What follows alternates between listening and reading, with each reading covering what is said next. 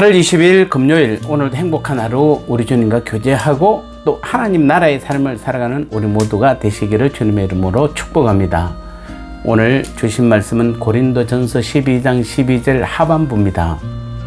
몸에 지체가 많으나 한 몸인 것 같이 그리스도도 그러하니라. 아멘.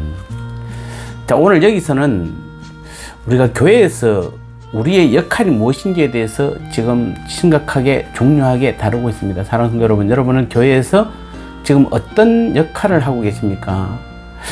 여러분 앞으로 또 무엇을 하기를 원하십니까? 몸의 지체가 많은 것처럼 교회에는 많은 성도가 있습니다. 그리고 그 성도 각자는 다양한 은사와 성품을 가지고 있습니다. 이들이 모여서 한 몸을 이루는 것이 바로 교회입니다. 그래서 교회는 그리스도의 몸이다, 이렇게 말하고 있는 것입니다. 즉 주님을 머리로 하고 성도인 우리가 모임으로 그의 몸을 이루어가는 것입니다. 여기서 그래서 모인다는 개념이 굉장히 중요합니다. 그냥 누구의 모임이 아니라 성도가 모인다는 것이 중요합니다. 그래서 대면 예배든 비대면 예배든 우리는 모임 자체가 중요한 것입니다. 예배 숫자가 많은 게 좋다는 것이 아닙니다. 사람은 태어날 때 각 지체를 가지고 다 태어납니다. 머리만 태어나지는 않습니다. 손만 먼저 나오고 발이 이틀 있다 나오고 그렇지는 않습니다. 손, 발, 오장, 육부, 온 머리와 눈, 코, 입이 다 하나로 되어서 한 번에 태어납니다. 그런데 교회는 그렇지 않습니다. 주님의 몸인 교회는 조각처럼 각각 흩어져 있는 성도들이 모여서 이루어 가는 것입니다. 그래서 모일 때 우리는 어떻게 모이는지가 매우 중요한 것입니다. 그런데 한국교회 성도들이나 지도자들은 많이 모이는 것만이 최고라고 생각을 합니다. 모임의 질서와 조화는 안중에도 없습니다. 양적으로 많은 지체가 모인 몸이 온전한 몸, 건강한 몸이라고 생각을 하는 것입니다. 성도가 많으면 주님의 몸이 온전해질 것이라고 생각하는 것입니다. 자, 이렇게 모이는 것이 정말 참다운 모임일까요? 또 많이 모인다고 주님의 몸이 온전해지고 건강해질까요? 아닙니다. 절대 그렇지 않습니다. 성도인 우리는 이 성도가 많은 교회만이 온전한 주님의 몸이라고 생각하는 것은 큰 오해입니다. 또 그렇다고 아무렇게나 모인다, 이것도 온전한 그리스도의 몸은 아닌 것입니다. 그렇다면 우리는 어떻게 모이는 것이 온전한 모임일까요? 주님의 몸인 교회는 불완전한 성도들로 구성되어 있습니다. 우리는 머리이신 주님의 말씀을 따르는 게 그래서 미숙합니다.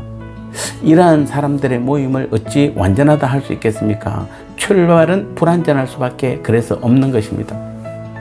온전함과 건강함은 이미 확보된 것이 아니라 장차 함께 모여서 이루어 가는 것입니다.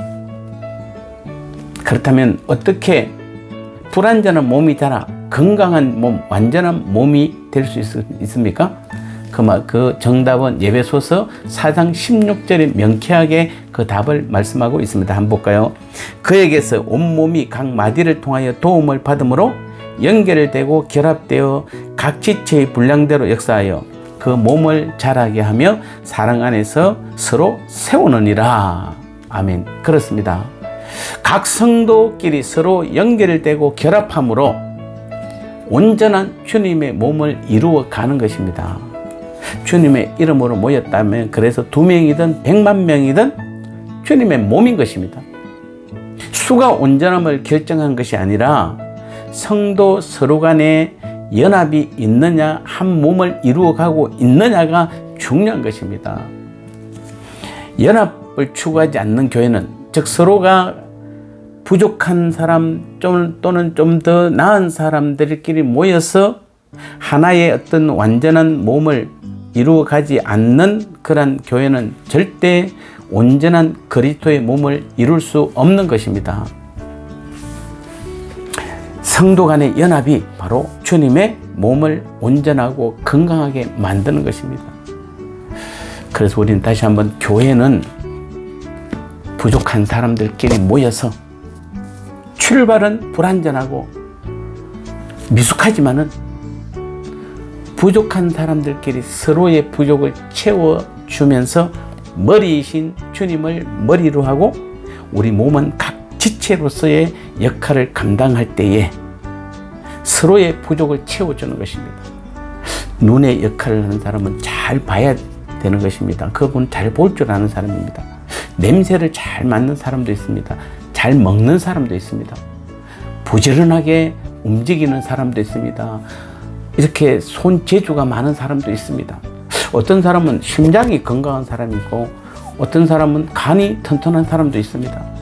모두가 서로 각자가 다 완벽할 수는 없습니다. 부족한 사람들끼리 모여서 각자의 그 은사와 그 성품들을 하나하나 서로 맞추어 나갈 때에 그 교회는 건강한 교회가 되는 것이고 그 몸이 바로 주님의 몸이기 때문에 머리이신 주님을 통해서 서로가 하나가 될 때에 가장 아름다운 교회, 건강한 교회가 만들어지는 것입니다. 교회는 주님과 함께 만들어 가는 것입니다. 다시 한번 우리가 이 말씀을 생각하시고 오늘도 주님께서는 우리를 주님의 몸된 교회의 건강한 지체로 사용하기를 원하십니다. 누가 뭐 어떤 위치에 있고 이런 것이 아니라 가장 낮은 곳일지라도 주님께서 사용하시면 쓰임받는 사람이 가장 아름다운 모습인 것입니다.